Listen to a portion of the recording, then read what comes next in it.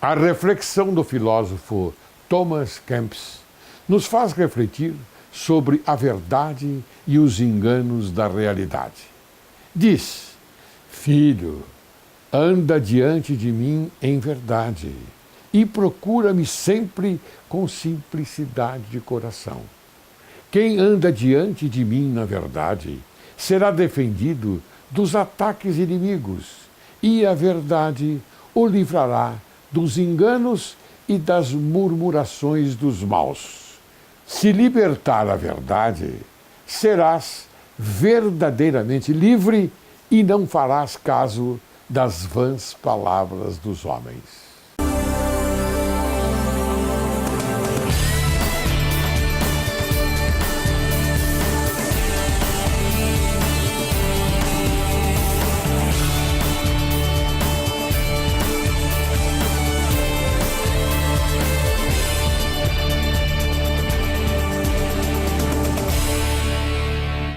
Direito e Justiça em Foco é o teu programa e o Brasil é o teu país.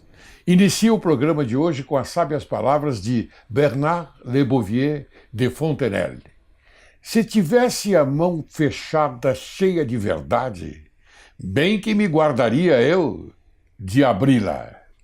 Hoje, Direito e Justiça em Foco apresenta a você, caríssimo telespectador, o doutor Euro Bento Maciel Filho, que vai falar sobre a prisão após o julgamento em segunda instância. Ele é advogado criminalista, conselheiro da Ordem dos Advogados do Brasil, secção de São Paulo, conferencista, mestre em Direito Penal pela PUC de São Paulo. Seja bem-vindo, doutor Euro. Eu que agradeço o convite, muito obrigado. Mas o convite foi feito a você com muita honra. E eu é que tenho que agradecer a tua presença. Que é isso, obrigado. Porque aqui o doutor Euro na nossa intimidade, tá Sim, bom? Vamos lá. Tá bom? Tá ótimo. Esse programa foi feito para falar somente a verdade. Nós não omitimos absolutamente nada. Estamos aqui para conversar com a sociedade brasileira. Então, você já sabe disso, é claro. E eu convido os melhores do ramo. Então, você, para mim, é uma das pessoas dignas e com a moral elevadíssima na sua profissão. Muito Parabenizo por isso. São 20 anos de carreira, venho tentando. Não, tentando? Opa, 20 anos de carreira não é qualquer um que ostenta, não. Bem, a lei surge por uma necessidade de regulamentação do comportamento social, contendo as tradições, os costumes e a orientação filosófica e política do momento. O poder de legislar cabe ao legislativo, ao judiciário dirimir suas dúvidas e aplicações do direito e da justiça, ao executivo o seu cumprimento e observância. As leis da natureza não são estabelecidas, mas descobertas, porque elas existem sem a interferência dos homens. Toda lei deve ser clara, compreensível, moral e ética. Você concorda com isso? Concordo, absolutamente. E quanto mais clara, melhor para o jurisdicionado poder entendê-lo. Não é verdade? Exato. Inclusive, as decisões dos magistrados, que me perdoem meus colegas, elas devem ser claras e objetivas. Objetivas. Não é verdade? Porque demonstrar a cultura, isso é muito bonito. E eu acho que deve demonstrar. Eu até sou defensor do Poder Judiciário de São Paulo, porque entendo que a magistratura de São Paulo é muito séria. Sim. E os nossos magistrados são competentíssimos. Então, daí porque a gente coloca isto como moral, ética e bastante compreensível. O Poder Judiciário não é lugar para uma briga de egos, né? Esse que é o problema. Então, existem alguns juízes que às vezes querem se colocar acima da lei, acima das partes, acima do próprio processo. Sim. E aí, realmente, ele começa a judicar mal. Mas eu acho que tem bem poucos que fazem isso, né? Tem. Realmente, o perigo é quando o juiz quer se tornar justiceiro. Aí que ele erra. É verdade, à mão. você tem razão, tem toda a razão. E nós temos que lutar contra isso. Exatamente. Não é? Nós que somos profissionais do direito temos que lutar contra isso. E cabe mais ao advogado, não é? Porque o advogado ele tem que ser corajoso, não é? E sustentar as suas razões perante os tribunais. A combatividade é uma atribuição inerente à advocacia. Mas é claro que O é. advogado que não é combativo vai bater bolo, porque para advogar não serve. Me diga uma coisa, Euro, conte aqui para o telespectador, para a sociedade brasileira, a mudança que houve na Ordem dos Advogados do Brasil. Parece que houve uma inovação na comissão de prerrogativas. Na realidade, né, até dentro da gestão atual do presidente Marcos da Costa, houve uma descentralização de diversas comissões da ordem, né? Então o próprio Tribunal de Ética também se descentralizou, existem hoje tribunais de ética espalhados pelo interior inteiro, né? A própria comissão de prerrogativas também existem conselhos de prerrogativas espalhados pelo interior, alguns já bem instalados. E no que diz respeito aqui à seccional de São Paulo, houve, na realidade, uma ideia bem interessante, né, que eu atuo na Comissão de Prerrogativa já há bem uns 10 anos. Então eu posso falar com conhecimento de causa. Né? Então, quando o advogado que está ali na Comissão de Prerrogativas, ele quer cooperar, ele está ali atuando em cooperação com a classe, para eventualmente solucionar problemas e ajudar colegas que estejam ali sendo maltratados na profissão, nas prerrogativas. Agora, o que foi feito nessa gestão? Né? Além do presidente da Comissão de Prerrogativas, que hoje esse cargo é exercido pelo presidente, pelo advogado Cid Vieira de Souza Filho. Grande nome. Exatamente. Ele, inclusive, já esteve aqui no programa Direito e Justiça em Foco. Posso mandar uma mensagem para ele? Por favor, meu amigo Cidinho. Meu caro Cid, parabéns a você por ostentar esta dignidade na Comissão de Prerrogativas da Ordem dos Advogados do Brasil, secção de São Paulo. E vem fazendo com maestria essa função. Sim. Né? E, além do presidente, então, surgiram agora, se eu não me engano, não falha a memória, 7 ou 8 vice-presidências especializadas. Essa é a inovação. Exatamente. Então, eu, por exemplo, sou vice-presidente na área penal. A vice-presidência na área da mulher advogada, vice-presidência na área civil, trabalhista. Né? Então, isso é bom porque a cada vice-presidente é distribuído aquilo que é da competência dele. Claro. Né? Que se vem até a mim um processo de prerrogativas, uma questão de prerrogativas da área civil, não é o meu métier. Claro. Né? Eu conheço os não problemas... é a sua especialidade. Exato. Conheço os problemas da área penal. Claro. Então, acho que isso facilita muito, até torna o auxílio da comissão mais rápido, mais célere. Sim, perfeitamente. Da minha época, porque você sabe que eu fui advogado criminalista também, tive a honra de ser seu colega, né? E eu fui conselheiro da Ordem e presidente da Comissão de Prerrogativas, com muita honra. E na minha época não havia isso. Todos os advogados a gente se utilizava. Inclusive nós tínhamos bolamos um BIP, o BIP naquela época, né? E o BIP a gente se comunicava com aqueles que estavam naturalmente sofrendo uma interferência injusta no exercício da advocacia, né? Então a gente já mandava as pessoas lá direto para o local. Então, parabéns por essa inovação, porque a criatividade ela está em todos os pontos, em todos os lugares. Então, quando há uma criatividade nesse sentido, que torna a ação mais justa, eu acho que nós temos que reverenciar e cumprimentar. E questão de prerrogativa é invariavelmente questão de urgência. Questão de urgência. Então, quanto mais rápido for o atendimento, melhor. Claro, e nesse sentido, a especialização vem bem a calhar. Por exemplo, algum advogado que está sendo injustamente um preso, por exemplo, preso por uma autoridade, não vou nem classificar a autoridade por uma autoridade, preso injustamente. Então, a Ordem dos Advogados tem a obrigação de mandar ao advogado socorrer, saber o que está acontecendo. Exato, não é? Exato. E você, a sua especialidade é exatamente nesse ponto. Na área do direito penal. Direito penal. Exatamente. Há também um conselho penal, é isso? Não. Aí os conselhos, eles são... O Conselho de Prerrogativas é que delibera com relação a desagravos. Ah, sim. outras representações, Sim. Né, são questões mais pontuais. Sim. E nas outras comissões também existem os vice-presidentes? Da comissão, por exemplo, de ética? Não, há vice-presidentes, mas não dessa forma especializada. Não dessa forma, tá certo. Como tá se certo. dá na prerrogativa. Você mesmo também atua na sessão de ética, Sim, né? eu sou julgador da 4ª Câmara. Da 4ª Câmara. 4ª Câmara Recursal. Muito bom. Veja, Euro, a gente tem a obrigação de levar à sociedade brasileira, não é, esse tipo de informação. Porque às vezes perguntam para as pessoas, bom, será que a ordem está atuando bem, defendendo bem a classe, defendendo bem os advogados? Então nós temos que, estou aproveitando a sua presença aqui para divulgar esta coisa maravilhosa que é a Ordem dos Advogados do Brasil, secção de São Paulo. Parabéns ao presidente Marcos.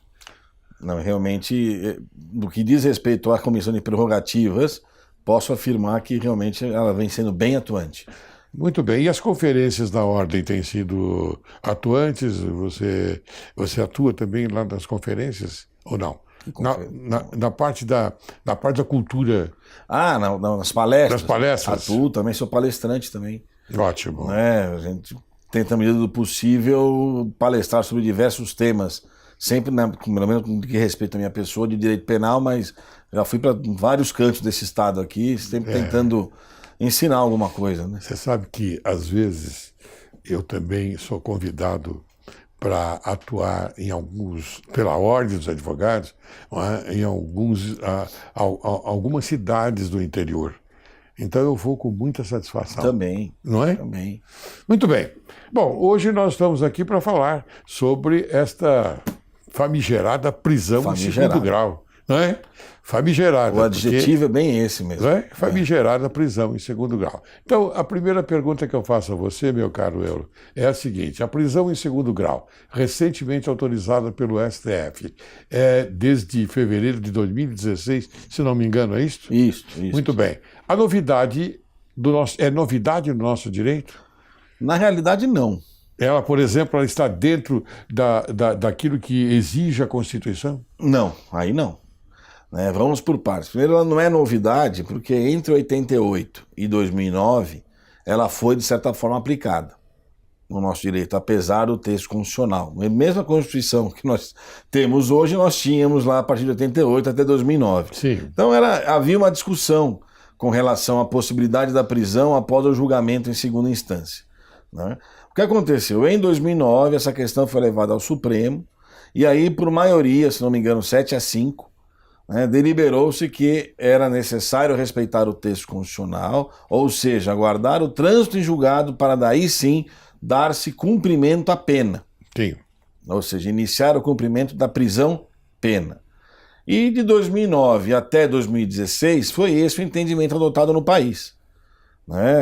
Realmente sempre tivemos críticas, sobretudo por parte do Ministério Público, que entende e sempre defendeu que esse entendimento de se prender somente após o trânsito em julgado seria um fator que geraria impunidade, mas estava, pelo menos, de acordo com o texto constitucional.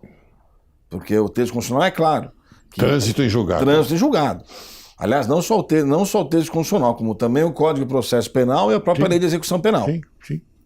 Aí, em 2016, por ocasião do julgamento de um habeas corpus, impetrado pela Defensoria Pública, se eu não me engano, houve toda uma revisão nesse posicionamento, também por apertada maioria, 7-5. Sim. E aí voltamos à época que tínhamos antes de 2009, ou seja, agora é possível prender-se em segundo grau. Com o que data vênia, discordo totalmente. Você discorda, então, da prisão em segundo grau? Totalmente. Mas ela não tem, por exemplo, a facilidade, o conceito, aliás, dela de imediatamente fazer justiça? Não, eu pergunto isso porque... Vamos lá, é que o conceito de justiça ele é muito subjetivo. Mas se entendermos que prender é justiça, então não precisamos aguardar o segundo grau, o primeiro grau, vamos prender todo mundo e fazer a justiça do jeito que tem que ser feito. Eu, particularmente, entendo o seguinte: qual é a ideia da prisão em segundo grau? Por que se permite a prisão em segundo grau? Qual é o que está por trás disso? Após o julgamento da apelação, que é o recurso cabível da decisão que condenou, por exemplo, em primeiro grau, os recursos seguintes, eles não discutem mais fatos, não discutem mais provas, que são recurso especial e extraordinário. E, como dizemos no direito, eles não têm mais efeito suspensivo. Ou seja, os recursos posteriores à segunda instância não têm, pelo menos na sua natureza jurídica, a possibilidade de suspender a execução da pena. Essa é a ideia. Sim. Então, por isso, então vamos prender depois do julgamento da apelação. É por isso que se prende. Sim, porque entendem que já terminou a fase do mérito. Exatamente, do exame do mérito, do exame das provas. Sim. Mas aí que vem o problema de ser justo ou não. Né? Aliás, o voto do ministro Barroso, proferido por ocasião desse julgamento em 2016, ele fez um voto extenso, dando conta de diversos casos que a justiça teria demorado muito, aguardando o trânsito em julgado, que teria gerado a ideia de impunidade, prescrição. O problema é que, por mais que esses recursos, o especial e o extraordinário, os posteriores à apelação, não tenham efeito suspensivo, eles podem anular um processo, podem diminuir a pena, podem eventualmente alterar um regime prisional, ainda que seja no âmbito do STJ. E aí eu faço o que com aquele cidadão que foi preso logo depois da apelação, que entendeu por bem apresentar um recurso especial e está aguardando um ano e meio para julgar um recurso especial no STJ e tem a pena diminuída sensivelmente. Ele ficou preso de besta, de graça. Claro. Que isso é uma injustiça. Né? Exato. Aí que está a injustiça. Então, se é justo executar a pena logo após o julgamento de segundo grau, eu tenho que pensar na possível injustiça que isso representa se no recurso especial a situação jurídica dele for alterada. E também há a caso de nulidade, né? Exato. Uma nulidade que se aponta e ela é descoberta no decorrer do processo. Não é nem que é descoberta, às vezes é reconhecida só no STJ. Só no STJ, e às vezes exatamente. anula-se até inclusive para a primeira instância, algum fato que o juiz de primeiro grau cometeu de forma equivocada e o processo volta para primeiro grau. Exatamente. Aí se torna uma decisão bastante, como eu disse, eu vou aplicar o termo novamente, injusta, porque a liberdade é o ponto mais importante da área criminal. Porque na área civil é o patrimônio e na área criminal é a liberdade. E com liberdade não se brinca. Com a liberdade não se brinca. Exato. Porque passar uma hora preso injustamente é um sofrimento muito grande. E pode deixar marcas para a sua vida inteira. Exatamente, eu entendo também da mesma forma que você. Aí a gente está passando isso para a sociedade porque não é só prender. Tanto é que eu faço críticas, viu, Euro, à mídia forte, que ela vem e conta o fato que ocorreu e diz, e ninguém foi preso, como se obrigatoriamente teria que ser preso. Como se a justiça dependesse da prisão. Exatamente, não é assim. Não são coisas diferentes. Mas é a mídia forte, que eu acho que é um sensacionalismo. Total. Eles protegem a parte deles do sensacionalismo. Pois é, exatamente. Quando a mídia dá a notícia da prisão, ela noticia como se fosse um fato corriqueiro. Agora, quando o cidadão é solto, parece que o mundo acabou. O mundo acabou. É uma injustiça, não sei o quê. Exato. Não sei o que lá. Exatamente. Bom, sobre o aspecto constitucional, aliás, eu já havia conversado, já havia dito isso anteriormente, mas eu vou insistir. A prisão após o julgamento em segundo grau está correta? Não. Não é? Quais são exatamente os pontos em debate nessa questão? Pois bem, vamos lá. Então, de um lado, nós temos o entendimento de que, ao guardar-se o trânsito em julgado, gera impunidade, porque se formos pensar, realmente nós temos aí, é necessário dar um pouco a mão à palmatória. Nós temos um sistema processual penal anacrônico. Sim. Né? E quando eu digo isso, não é só o número de recursos, que existem vários, mas nós temos um grande problema aqui, que é o seguinte, a parte às vezes interpõe um recurso, um aguardo de um julgamento, de uma decisão célere. E o que acontece? O tribunal às vezes demora 4, 5, 3 anos para julgar um recurso. Então o problema também não é só o número de recursos, não é só também o problema do advogado que recorre, não é o advogado o culpado disso, mas o sistema do Poder Judiciário como um todo, ele é anacrônico. Então, nós temos que corrigir um pouco a questão do Poder Judiciário internamente. Dar, talvez, um número maior de servidores, um número maior de juízes, um sistema informatizado bem mais avançado, né? Hoje, os tribunais às vezes não se conversam, e aí também as polícias não se conversam de estado para estado. Então, nós estamos muito longe ainda de um sistema organizado, no que diz respeito ao sistema jurídico penal. Sim. Agora, de um outro lado, eu tenho o texto da lei, o texto constitucional, que é claro em dizer que a execução da pena, né, que considera-se inocente até decisão transitada em julgado. Então eu só posso executar a pena pela presunção de inocência depois do trânsito em julgado. Claro. Até mesmo para evitar essas situações, como nós comentamos há pouco, de um cidadão ser preso em segundo grau, e aí ele não está proibido de continuar recorrendo, né? Porque ele foi preso que ele não pode mais recorrer. Pode. Claro. Né? Então ele continua recorrendo para o STJ ou, quiçá, até para o Supremo, e aí obtém uma procedência no recurso que altera toda a situação processual, ele fica preso 1 ano, 1 ano e meio e para nada. Para nada, exatamente. Inclusive, nos embargos de declaração, para observar os fundamentos desses embargos, pode ser que ocorra alguma modificação. Exato. Não é isso? Também, caro Euro, embargos. Caro Euro, eu vou chamar um pequeno intervalo. Tá bom. Para depois a gente retornar e conversar no segundo bloco, tá bom? Tá certo. Você aguarde, logo, logo retornaremos.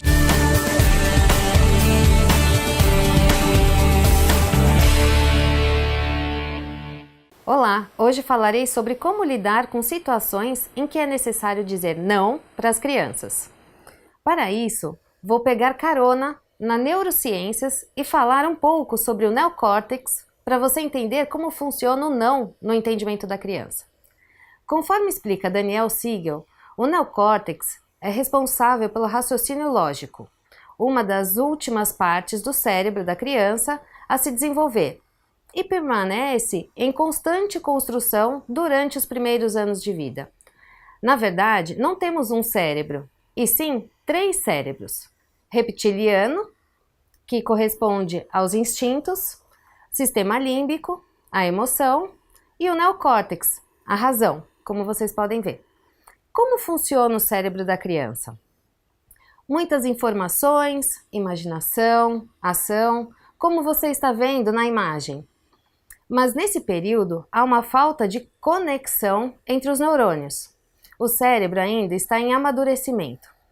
E aí está a dificuldade para a criança entender o significado da palavra não. Com esta informação, os pais precisam controlar seus ímpetos de dizer não e substituir por palavras positivas.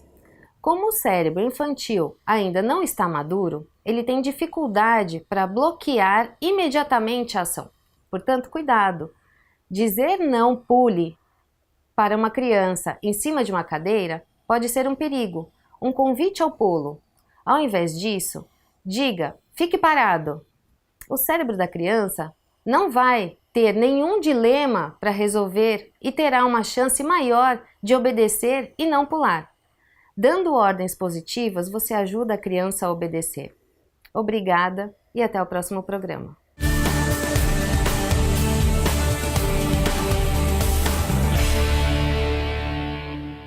Retornamos. Hoje conversando com o excelente advogado criminalista, doutor Euro Bento Maciel, filho. Então, Euro, como é que estamos? Vamos continuar? Vamos continuar. Tá boa a Porque conversa, o assunto, né? é palpitante. É palpitante. E você desenvolve tão bem que eu até fico aqui na expectativa de um fato a ser colocado diante de uma expectativa, como disse, né? Não é? Quer dizer, a gente tem aquela parte do possível, não é? O possível, e uma parte também interessante que é do provável. Sim. Então eu coloquei o possível, o provável e a aparência do possível e a aparência do provável. Não sei se a minha cabeça está andando bem, mas acho que está. Não, estamos caminhando bem. Estamos caminhando bem. Muito bem. Então, vamos lá. Segundo o que foi decidido pelo Supremo Tribunal Federal, a prisão em segundo grau é uma possibilidade, olha aí, possibilidade a ser adotado caso a caso, ou uma determinação imposta às cortes de apelação? Então, esse é um grande problema que está agora sendo discutido no Supremo, né? Que é o que está, inclusive, gerando o fato de alguns ministros estarem voltando atrás naquilo que decidiram. O que acontece? Quando eles decidiram em 2016, pela possibilidade da prisão em segundo grau, ficou claro, naquele julgamento, que isso era uma possibilidade, uma faculdade a ser aplicada caso a caso. Mas o que aconteceu na prática? E o que vem gerando muita injustiça. As cortes de apelação, invariavelmente, salvo honrosas exceções, aí é um outro problema também que depois eu até comento, tem aplicado essa nova jurisprudência como se fosse uma determinação. Sim. Ou seja, condenou na apelação, apresenta-se os embargos de declaração, julgando os embargos, esgotam-se então os recursos ordinários, prende-se. E determina-se a prisão sem fundamentação. Imagina então o cidadão que respondeu solto ao processo inteiro. Não ofereceu risco à instrução, não ofereceu risco às testemunhas, está ambientado, vive com a família, aí vem a apelação, é julgado e ele é determinado que ele cumpra a pena imediatamente.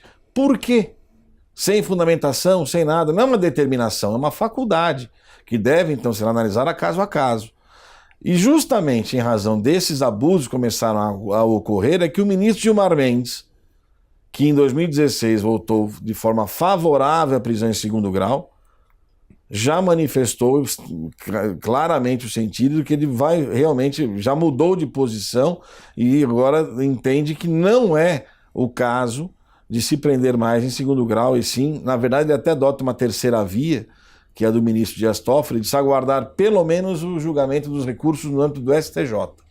É porque os recursos são naturais, há necessidade de esgotá-los. Sim. Não é? O exaurimento deles é necessário para a defesa daquele que, afinal de contas, está sendo processado por determinado crime, determinada infração penal.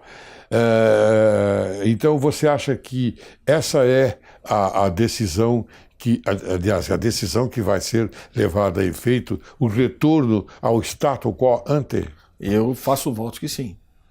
Eu espero que sim. Eu espero que, por ocasião do julgamento das duas ações incidentais, agora, o que tem na ação? Sim.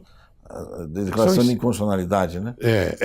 De inconstitucionalidade. As duas ações declaratórias de inconstitucionalidade que estão no Supremo, eu acredito que o plenário do Supremo irá voltar àquilo que nós tivemos entre 2009 e 2016, que é o respeito à Constituição Federal. Então quer dizer que essa história de se respeitar a sociedade, prendendo em segundo grau de jurisdição, é uma balela. Na verdade, veja, eu não quero aqui fazer o papel do advogado do diabo. Sim, não. Sim. Não, mas o que a mídia tem falado é isto. Isso que a mídia fala, que é o em prol da sociedade, a prisão em segundo grau de jurisdição. E ela também, vai ceifar, não é, aquela história do procrastinamento. Da procrastinação, aliás. Uhum. A procrastinação, ela para nesse momento. Então você não tem mais a motivação de aguardar o recurso especial ou o recurso extraordinário. Então, vamos lá. Estou te provocando, hein? Sim, vamos ver se eu consigo responder. Claro que sim. A questão é a seguinte, quando nós falamos em aguardar até o trânsito em julgado, que é o texto constitucional, que é o que também diz o Código de Processo Penal, a Lei de Execução Penal, nós estamos incluindo aí os recursos especial e extraordinário. Sim. Na prática, e aí que eu faço um voto de elogio ao ministro Dias Toffoli, na prática, os recursos extraordinários, ou seja, aqueles que analisam matéria constitucional, que são julgados pelo Supremo, dificilmente sobem em matéria penal. Sim. É muito, pelo menos em 20 anos de advocacia, eu nunca consegui fazer um recurso extraordinário criminal subir. Porque sempre se alega que a ofensa ao princípio é reflexo, que não há uma ofensa direta à Constituição Federal. Então é muito difícil um recurso extraordinário penal vingar. Ou seja, então o trânsito em julgado, talvez a gente possa entendê-lo como realmente entende o ministro Dias Toffoli, que é aguardar o julgamento dos recursos no âmbito do STJ, que é o recurso especial. Que antecede o do Supremo Tribunal Federal. Exatamente, que eu acho que aí é uma terceira via, mas que resolve, de um lado, o desejo da sociedade em ver a aplicação da justiça, e resolve, de outro lado, o desejo do jurisdicionário de recorrer até realmente não ter mais recursos, mas pelo menos não ter mais recursos possíveis de vingarem. Eu vou mais além, caro Euro, no sentido de tentar deixar, não suprimir, não é, as instâncias. Exato. Porque o Superior Tribunal de Justiça é a terceira instância. E o Supremo Tribunal Federal, quarta instância. Seria a quarta. Então, essa é não sei, a ideia, porque você tem que aguardar aquela decisão passar pelo Superior Tribunal de Justiça. No mínimo. No mínimo. Não é? Porque você tem embargos de declaração, você tem, por exemplo, uma nulidade, não é?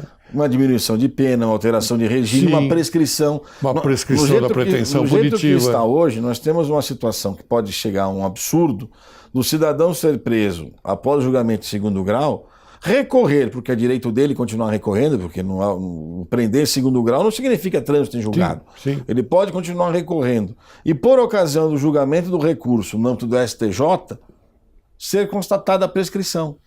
Quer dizer, aí a prisão em segundo grau é um verdadeiro absurdo que foi feito contra esse cidadão. Sim, principalmente quando ocorre a prescrição da pretensão punitiva. Exato. Né? Que é o caso ainda. Claro. Que a prescrição da pretensão punitiva ocorre antes do trânsito em julgado.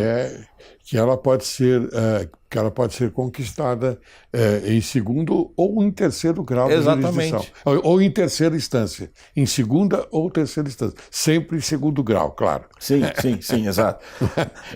Sempre em segundo grau recorrendo, mas na terceira instância. Na terceira instância. É factível, possível e acontece muito isso. Esses momentos que as pessoas não discutem, caro telespectador, e que nós estamos levando a efeito hoje aqui com a benevolência do Dr. Euro Bento Maciel, filho, a gente constata que há esta necessidade de você, da sociedade, ouvir esta verdade. Porque é uma verdade. Nós não estamos falando absolutamente, não estamos inventando. Está lá na lei. A lei é clara. A lei é claríssima, tanto é que logo no início ele já mencionou trânsito em julgado não só constitucional, mas também no processo penal. Código de Processo Penal. No Código de Processo Penal. E na Lei de Execuções Penais. E na Lei de Execução Penal. Então quer dizer que essa parte é uma parte delicada. Quer dizer, vamos seguir as regras, não é? Porque existem outros recursos, como nós colocamos aqui, a terceira instância. Sabe qual é outro problema prático dessa situação que nós vivemos hoje? Como eu disse há pouco, o prender em segundo grau é uma faculdade, não uma necessidade. Sim. Mas o que vem acontecendo então? Isso eu falo... Vamos tomar, por exemplo, o nosso egrégio Tribunal de Justiça aqui de São Paulo. Existem câmaras criminais que adotam a prisão em segundo grau como necessidade. Julgou a apelação, não importa quem seja, espera-se mandado de prisão. Existem câmaras criminais que não adotam ou adotam caso a caso. Sim. Existem desembargadores de certas câmaras criminais que mandam prender após o julgamento da apelação. Existem outros na mesma câmara que não o fazem. Então, o que está acontecendo? Estamos vivendo uma época de justiça lotérica. Sim. A depender da onde o seu recurso for distribuído, você já sabe que vai ser preso. Ou não, ou talvez. Quer dizer, isso não é segurança jurídica. É uma divergência de fundamentos. Exato. Né? Mas isso abala a segurança jurídica. Sim, claro. O jurisdicionado fica perdido. E o advogado também. Claro, claro. Muito bem, deixa eu seguir aqui adiante com as perguntas, porque eu quero aproveitar a tua presença aqui e mostrar à sociedade o quão valoroso você é da advocacia criminal. E para o Estado também, porque a gente não fala só na advocacia criminal. Quer dizer, você é um advogado bastante importante na nossa sociedade, viu? Muitos dizem que a prisão em segundo grau representou um grande avanço no nosso direito, na medida em que parece pôr um fim naquela sensação de impunidade que domina a sociedade brasileira. Isso está correto? Aliás, nós já ensaiamos essa pergunta anteriormente, mas eu pergunto a você, está correto? Não. Não. Não. Não, é aquilo que nós já conversamos. Não é. O problema da impunidade não se resolve prendendo a qualquer custo. Nós já temos uma população carcerária de mais de 600 mil presos. E desses 600 mil presos, 40% são de presos provisórios. Essa prisão em segundo grau, como ela é anterior ao trânsito em julgado, embora muitos a considerem como prisão-pena, eu tenho minhas dúvidas sinceras sobre a natureza jurídica dessa prisão. Porque ela tem um viés de prisão provisória, porque é anterior ao trânsito em julgado, embora tenha um viés também de prisão-pena, porque ela tem um tempo determinado, já estou cumprindo pena. De toda forma, aquele que é preso em segundo grau, ele vai se somar aos 600 mil presos na cadeia, sendo que ele ainda está recorrendo, pode ter a sua situação alterada, e aí essa ideia de combate à impunidade vai virar o quê? Vai se transformar em rematada injustiça. Sim, claro. Mas você colocou uma frase mágica, não é? Nesse momento, né? A natureza jurídica da prisão. Não é isso? Exato. Quer dizer, precisa verificar se há necessidade dela, não é? Caso a caso. Caso a caso. Não haver necessidade, sendo uma pessoa que respondeu em liberdade todo o processo criminal, não é? E se manteve íntegro, veja, íntegro naquele momento importante do processo criminal. Então, parece que é despiciando você adotar a prisão. Exato. Eu não posso ter essa prisão em segundo grau como um efeito automático. Claro. Que é o que muitos tribunais vêm fazendo. Isso está errado. É verdade, você tem razão. Bem, há riscos de injustiças em prender-se alguém após o julgamento em segundo grau, então. Sim. Em segunda instância. Então há Sim. riscos. Sim. E não são poucos. Então, além daqueles que nós já mencionamos, você pode falar outros, talvez? No dia a dia da advocacia criminal, eu já convivi com diversas situações, né, nas quais o STJ, ao julgar um recurso especial, ou mesmo às vezes um habeas corpus, que às vezes há o trânsito em julgado e a parte impetra um habeas corpus, afasta a decisão, mesmo transitada em julgado, o STJ acaba conhecendo esse habeas corpus. Já tive situações de anulação de processo e até de prescrição do STJ. Fico imaginando o que seria da vida desse jurisdicional se ele tivesse sido preso em segundo grau. Sim, mas eu queria que você respondesse uma curiosidade minha. Quando há divergência de voto, por exemplo, 2 votos contra e um a favor, ou 2 votos a favor, a decisão de condenação, e um voto contra essa condenação. Você acha o que você acha desse momento importante processual? Não há necessidade, então, de que o réu seja preso. Não, que aí é cabível o recurso de embargos infringentes. Embargos infringentes. Aí os embargos infringentes serão julgados.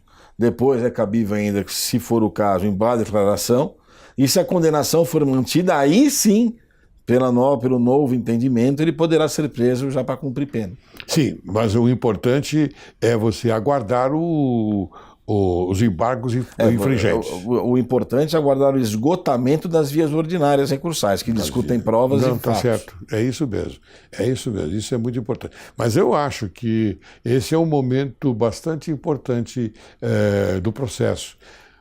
2 votos a 1, por maioria, e de repente decreta a prisão. Eu acho que não tem cabimento. Não. Não é? É equivocado. É equivocado. Sim. Muito bem. Você acredita que, então, que o STF irá rever esse posicionamento e esse posicionamento seria um retrocesso? Não, acho que seria. Voltaríamos ao respeito à Carta Magna, né? Se e quando o STF retornar à posição que ele vinha adotando até 2016, com respeito ao trânsito em julgado, nós estaremos sim dando aí fiel cumprimento à Constituição Federal. O que nós temos hoje é uma distorção. Por mais que 7 ministros tenham entendido que essa prisão em segundo grau era lícita, ela é válida, a própria votação apertada no nome do STF já deixa claro que esse tema não é tão simples de ser resolvido. Se analisarmos friamente a letra da lei Sim. e a letra da Constituição, o que foi feito no Supremo Tribunal Federal, com devido respeito e perdão da palavra, foi nó em pingo d'água. Distorceram a Constituição Federal. Sobre o viés de combate à impunidade, o medo da impunidade, distorceram a letra da lei. Mas eles não são os guardiões da Constituição? Deveriam ser, e da mesma forma que deveriam ser os guardiões da Constituição, eles permitem que o Ministério Público tenha acesso a dados da Receita Federal sem passar pelo Poder Judiciário. Foi uma outra recente decisão do Supremo. E outras tantas que o Supremo vem proferindo no âmbito do direito penal, que vem ferindo garantias constitucionais. Isso já não é de hoje. Esse é um problema bastante sério. Sim. Bastante sério. Quer dizer, tudo tem que passar pelo Poder Judiciário, tem razão. Porque o Ministério Público é parte do processo. Na ação processo penal, criminal, sim. Ele é o titular da ação parte. penal. É parte. Eu não falo em outra, na área da família, na área civil, é diferente. Mas da parte penal, ele é parte. Quer dizer, a parte da acusação e a parte da defesa. Exato. Não é? São duas partes que funcionam. E o mediador, o juiz, que vai decidir. Não é? Se você tira o mediador para determinadas situações, como sigilo fiscal, sigilo bancário, o Ministério Público pode fazer o que ele bem entender. Aliás, já não é de hoje, né? Quando o Supremo permitiu que o Ministério Público investigasse, dando ao promotor de justiça, ao Ministério Público, o tal poder de investigar, nós já começamos a ter um assinte às garantias constitucionais daí. Muito bem. Doutor Eurobento Maciel Filho, muito se diz que uma eventual revisão nesse posicionamento do Supremo Tribunal Federal iria colocar um ponto final da Operação Lava Jato. Até que ponto isso é verdadeiro? Afirmo, sem medo de errar. Isso é uma grande balela. Não é?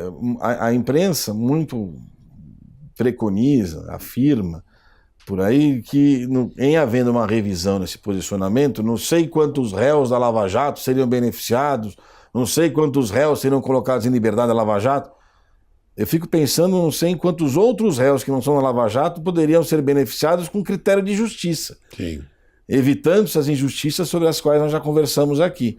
Mas, de toda forma, nós temos que parar um pouco nesse país aqui de viver esse clima de fla-flu, de Palmeiras e Corinthians. Isso. Né, que a gente vem vivendo. Porque ou você é a favor da Lava Jato, e logo você é a favor de tudo que vem sendo feito, inclusive por justiceiros de toga, ou você é contra a Lava Jato e defende as garantias constitucionais. Então você é a favor da corrupção. Não. Você tem que ter um meio termo. Claro. Essa sensação de punir, esse punitivismo exagerado que nós estamos vivendo, tem que ser dado um basta nisso. Aquelas conduções coercitivas que vinham sendo realizadas na Lava Jato criando um verdadeiro absurdo. Em bom tempo, o ministro Gilmar Mendes deu um basta, de forma liminar, no que depois foi seguido pelo plenário do Supremo, agora recentemente. Nós temos que fazer com que as coisas se ajustem, não é, aos termos da lei. Exatamente. Não é?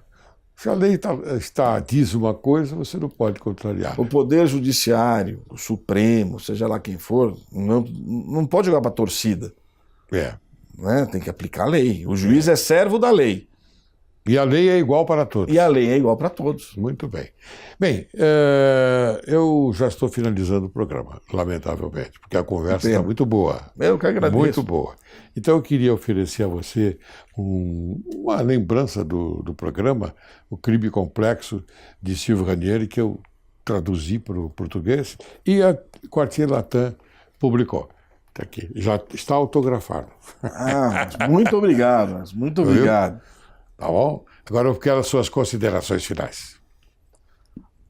Bom, com relação ao tema em si, a prisão em segundo grau, como advogado e como defensor ardoroso das garantias constitucionais, do artigo 5º da Constituição, eu espero, honestamente, que o Supremo reveja essa posição. Já é hora. Nós vivemos, como eu falei há pouco, um clima lotérico no âmbito do Poder Judiciário. A segurança jurídica foi muito abalada com essa decisão do Supremo. O jurisdicionado hoje não sabe o que vai ser da vida dele depois do eventual julgamento da apelação, caso ele venha a ser condenado. Porque existem tribunais que adotam, existem câmaras que adotam, existem desembargadores que não. Então, era bom como era antes. A Constituição diz, até o trânsito em julgado, então é assim que tem que ser. Nada mais, nada menos do que respeitar-se o texto constitucional. Só isso.